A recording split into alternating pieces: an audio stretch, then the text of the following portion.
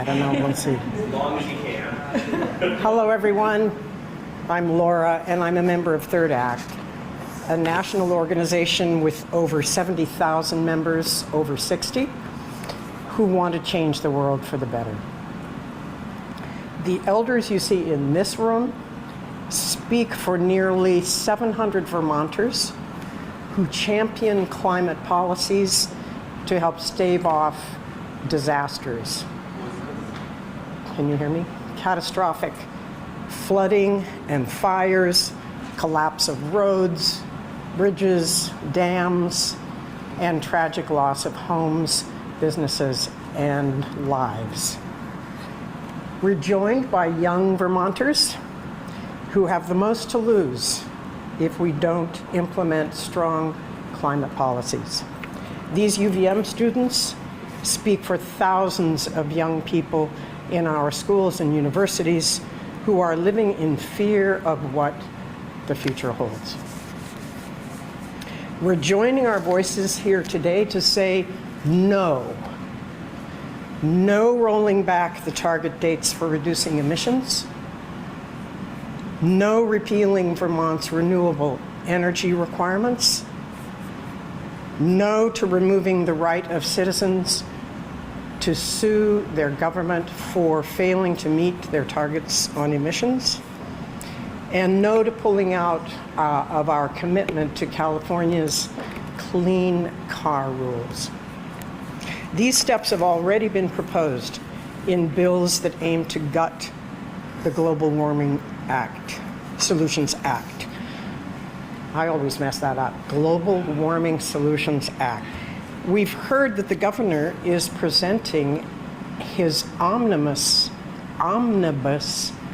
climate plan tomorrow at a press conference that calls for repealing 5 strong bills. It's already being called the ominous climate plan. We say no to these rollbacks because it is a moral imperative. And we say no because it is what the majority of Vermonters want. We are seriously alarmed about the climate crisis, and we understand that the Earth's atmosphere is getting warmer every year, and that means that disasters will become more frequent and more deadly. To put it simply, if we don't act urgently, we are probably doomed. That's why Vermonters have been electing so many legislators who are climate champions. In just 4 years, Vermont has passed some of the strongest regulations in the country to reduce emissions, and we've done this despite the governor's opposition. It is now the will of the people to implement these bills, not to roll them back, while protecting low and middle income residents from undue economic burdens. My granddaughter, Mia, is in 2nd grade, and she has started a little climate team. They call themselves the Climate Crusaders. And they meet every Wednesday during a reading hour. And for now, I understand they are just educating themselves about what is causing this crisis and what could solve it. There's quite a bit of literature now for kids on that subject, so they've got the library books. And they've decided to focus on appealing to the school administration to shift to electric buses. When I told her I was coming here today, she wanted to come along. So let's hold the line for kids like her. Thank you.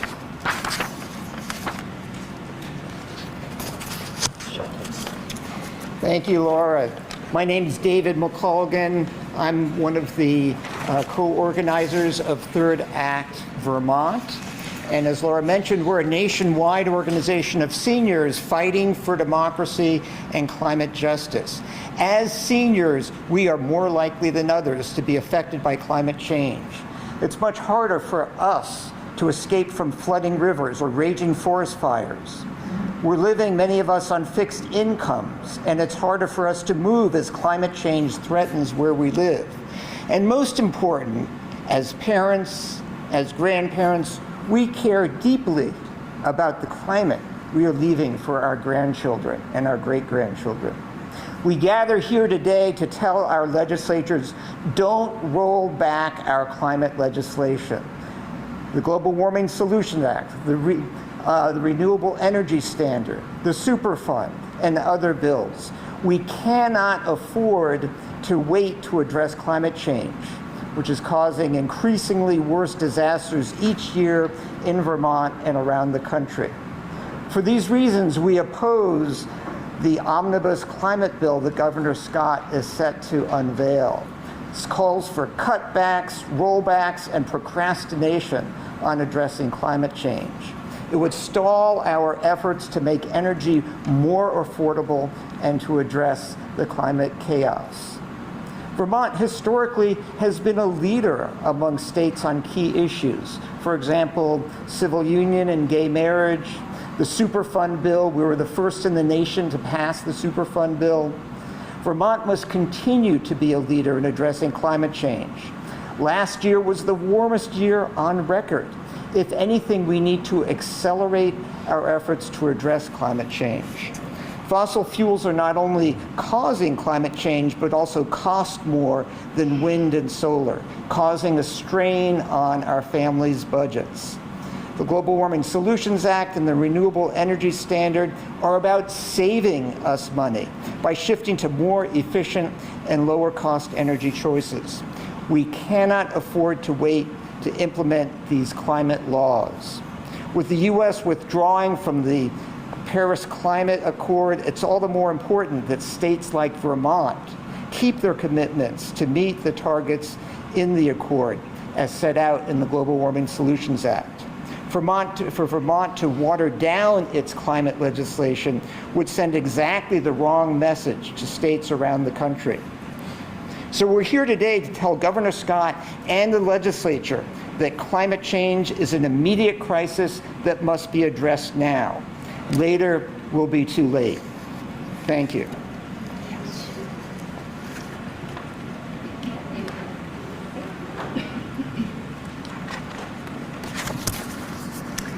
Hi, my name is Pam Parker, and I'm a member of Third Act. I live in East St. Johnsbury in the Northeast Kingdom. I came to Montpelier today to urge the governor and the legislature to stay the course on addressing climate change. We need decisive action, and we need it now.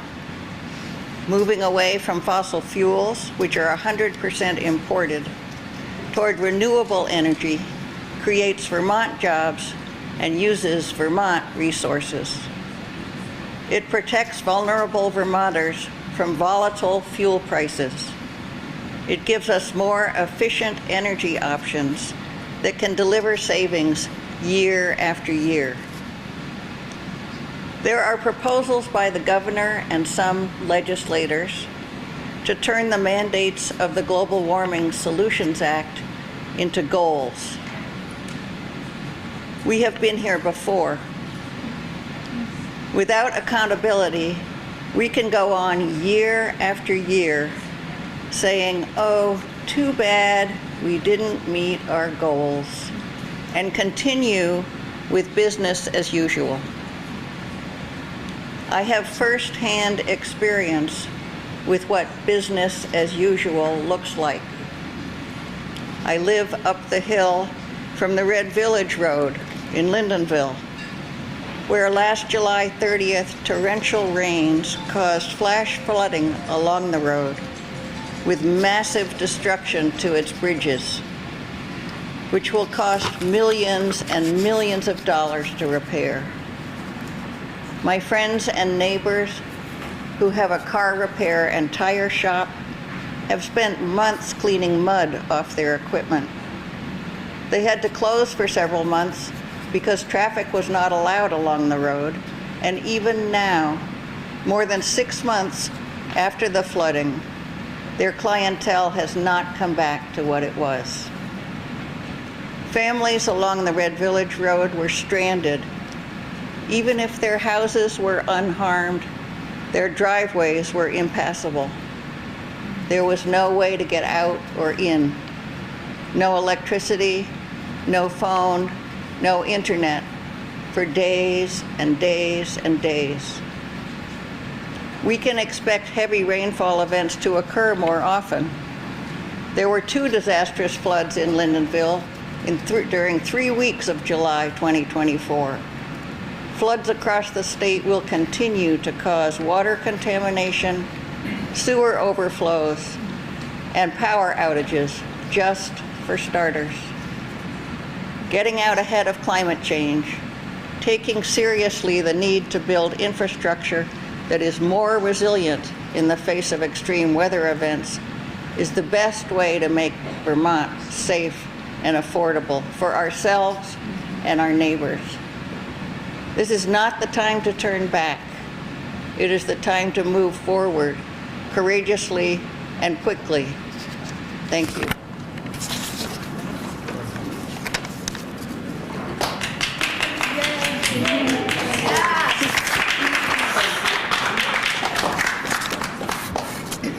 Awesome. Thank you, Pam. Hi, everyone. My name is Sadie Kieran. I'm a senior at UVM studying environmental studies. I'm the VP of the VPIRG Club at UVM, and this year I will be a director for the VPIRG Summer Canvas.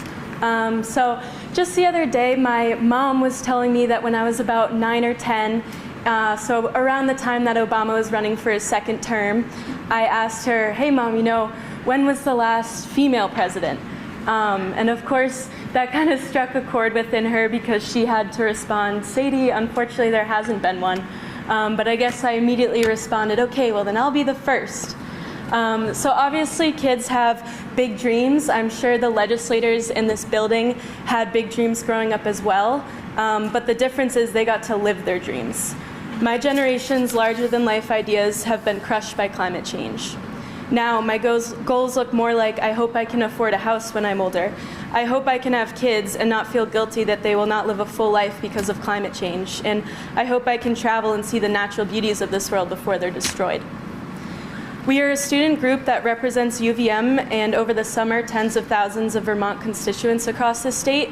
And by and large, this will be my 3rd year getting to canvass across Vermont. And by and large, the constituents in this state find the main concerns are affordability, housing, and climate change. And these issues all go hand in hand.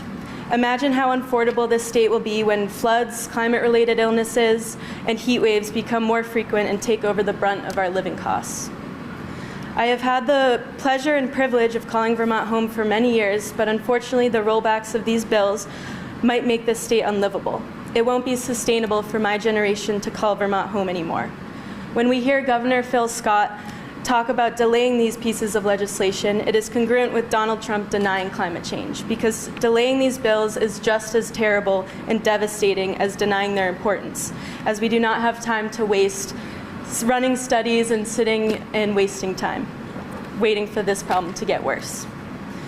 Here in Vermont, we're known as the brave little state, so we need to live up to that by being bold and courageous with the steps we take to combat global warming. I feel angry that I can't do more than this to ensure that I get to live a full and healthy life. So now I'm talking straight to the legislators in this building. Vote no on rolling back these climate initiatives like your future depends on it, because ours does. Thank you.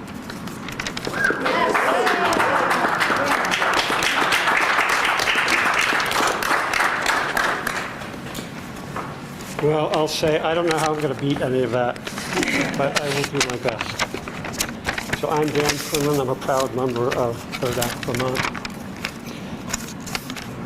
I can't think of a better place to be standing right now. It's an honor to be here in the State House, surrounded by these committed friends from Third Act Vermont and this group of wise and vocal young people. Thumbs up. We're pleased to be here, asserting our right to be heard. I've spent the last 10 years working with health professionals in Vermont and across the country, talking about the health threats of climate change. The medical community is unified in its concern about many things here. The one threat we all see is the obvious and predicted increase in severe weather events. Those events send people to the hospital here in Vermont and across the nation. People hurt by storms. Children suffering severe respiratory effects from wildfire smoke. Older people having heart attacks brought on by heat waves. To name just 3 of many direct and severe impacts we're highly worried about.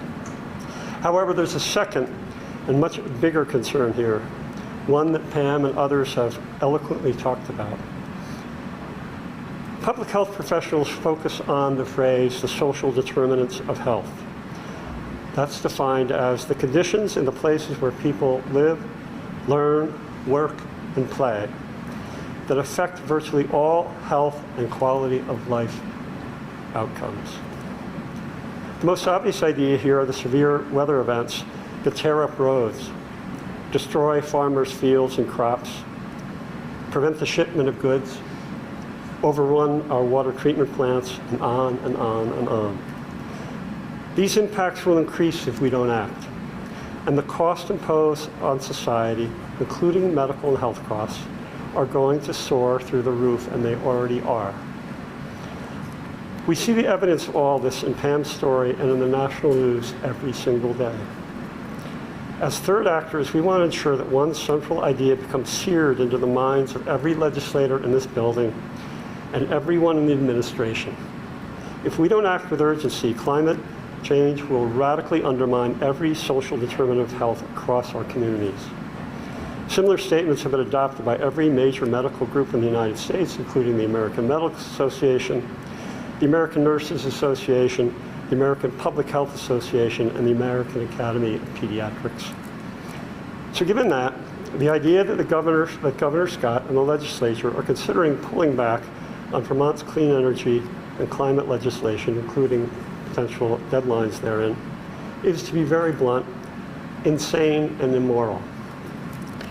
How about we instead focus on how Vermont can benefit economically from some great news? My dream is that the new clean energy economy that we're seeing bursting all over the country, we will see that legislation will come forward from the administration that proposes new ideas that build those businesses in this state and create jobs. Thank you for the opportunity to be up here and speak with you.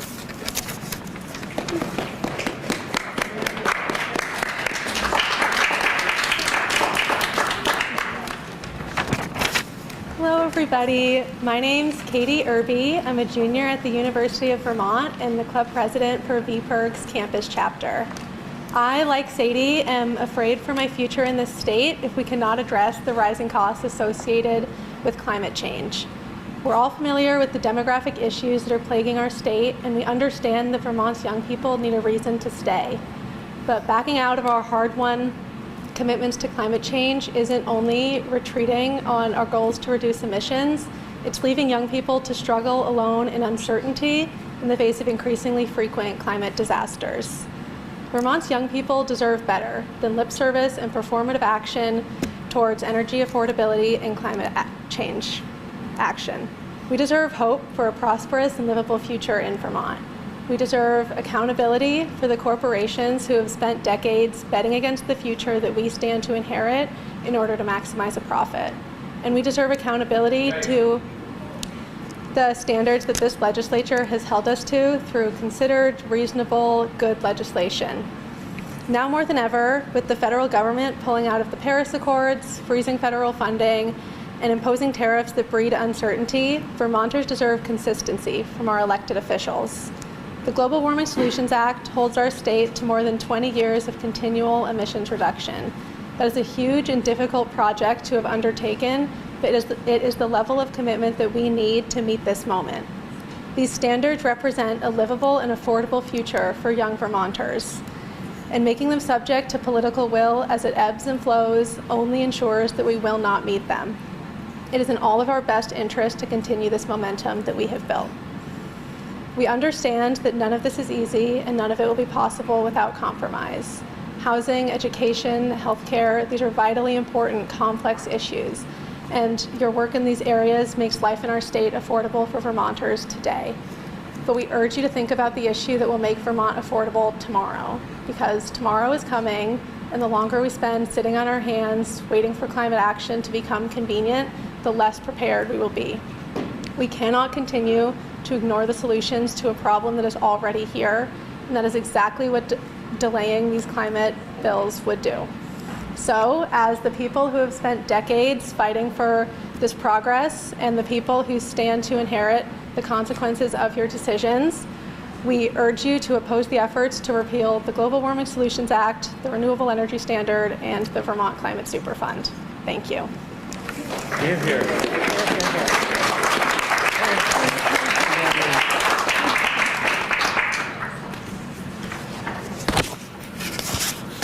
We wonder if any of you have any questions about what you have just heard.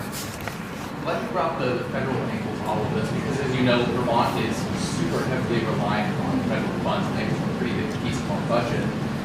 And a lot of, here with the Global Warming Solutions Act, a lot of folks have said, like, we need to lean on federal subsidies for solar, for home heating pumps, that type of thing. So Electric cars.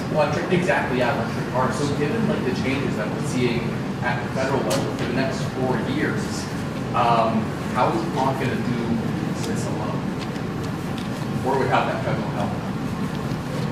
I think that's a question for our legislators and our experts in the area. We are simply advocates for moving forward with what we've already accomplished. But that's a very good question. I mean, I think we're all terrified by the consequences of what's going on to really disintegrate the federal government. And it's going to have effects on climate research, all kinds of democracy issues and so forth. And these are the causes that Third Act is motivated to address. But it's going to make it more of a challenge, just as it's more of a challenge now with the makeup of this legislature to protect our achievements so far. Actually, that was the other question. There's no longer a supermajority. If a majority of Democrats will still set the agenda and pace, so to speak, but for like the clean heat standard, it's pretty clear that the votes aren't there now. So what does that compromise, do you think, look like essentially? You know, that's what we're going to be asking our legislators when we meet with them. What does this new environment mean, and how can we as citizen advocates make a difference? How can we support you in such a challenging environment? I don't know the answer to that, but I hope they can enlighten us. Your sign pretty much sums it up perfectly with climate action and affordability, which is obviously a real tension. So I'm thinking of a lot of the families, I'm from the Northeast Kingdom, I'm thinking of a lot of the families when we go back to raised prices for heating fuel, if the PNP standard were to pass, obviously Calvin has mentioned there's not the votes, renewable energy standard votes will definitely increase the electric costs. And so in Third Act, as elders, many of you are in a position where you're comfortable, you have your situation set up. I'm thinking of the young families who, how are they going to be able to afford some of these electric rates, these heating fuel costs, some of these mandates that might be coming down because of that. And that's that tension that really exists here. So I didn't know where you guys stand on acknowledging that climate action affordability tension. Yeah, I think that that's a false narrative, frankly. This notion that climate action makes things less affordable, it's the opposite. We can see that right now renewable energy is less expensive than fossil fuels. Continued reliance on fossil fuels, which are more expensive, is the unaffordable option. So what we're advocating is for the affordable action, which is also climate action. But that's not what they have shown with the PUC, the Cleveland standard. That's not what the data has really shown at this point. The data, well, we can have that discussion, but the data shows that renewable energy is less expensive. The data shows that having electric heat pumps is less expensive. And that's a part of the renewable energy standard. If we back off of the renewable energy standard, then we back off of these affordable options. I think Vermont Digger had a question. Yes, yeah, I had a question. It's your opposition to these rollbacks and appeals has been made clear, but while you're here, I'm curious if you could give us a sense of things that, while you're talking to legislators, you want to advocate for proactively, and some of those additional areas where you hope to see Vermont be more at the forefront as a leader on climate action? Well, I think there's a lot of progress that has been made that we want to see affirmed. In particular with the Superfund bill, there's a lot of work to be done on that. Vermont's been a leader in that. And certainly, continuing with the renewable energy standard, we want to see a continued emphasis on that. And also expanding the role of Efficiency Vermont to focus not just on efficiency, but on reduction of carbon. We also are very interested in legislation that is with the PUC that's been proposed to protect ratepayers from high expenses during this transition to electric heat, electricity as opposed to fuel. And that is a work in progress that will probably come to the legislature next year, but a study is required. Other states have done this. New York has taken remarkable steps to establish a percentage of one's income above which you do not have to pay your electric bills. So there are ways of doing it, and we've got to figure that out.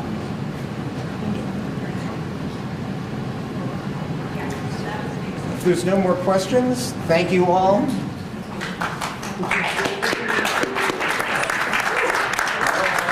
wants to say something? I want to speak to the economic consequences of severe climate change-related storms.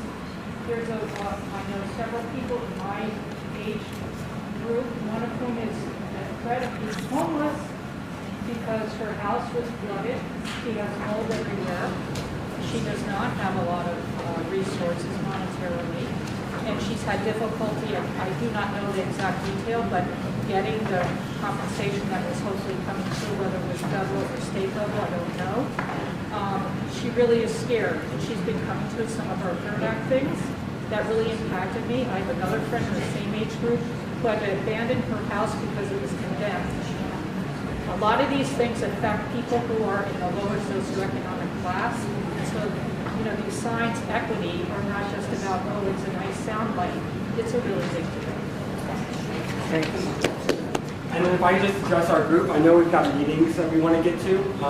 Senator White has invited us all to the Senate Democratic Caucus meeting at 12:20 in the Legislative Lounge, which I hope your tour guides address it, but if not, it's straight downstairs, down this stairwell, in that sort of long hallway to the coat room. I will stand outside and wait for you guys. Good luck with your meetings. Myself and Jack can collect your signs. And after your meetings, feel free to disperse, have lunch, or sit in on any committee that you wish. Thank you all so much for coming. That was so good.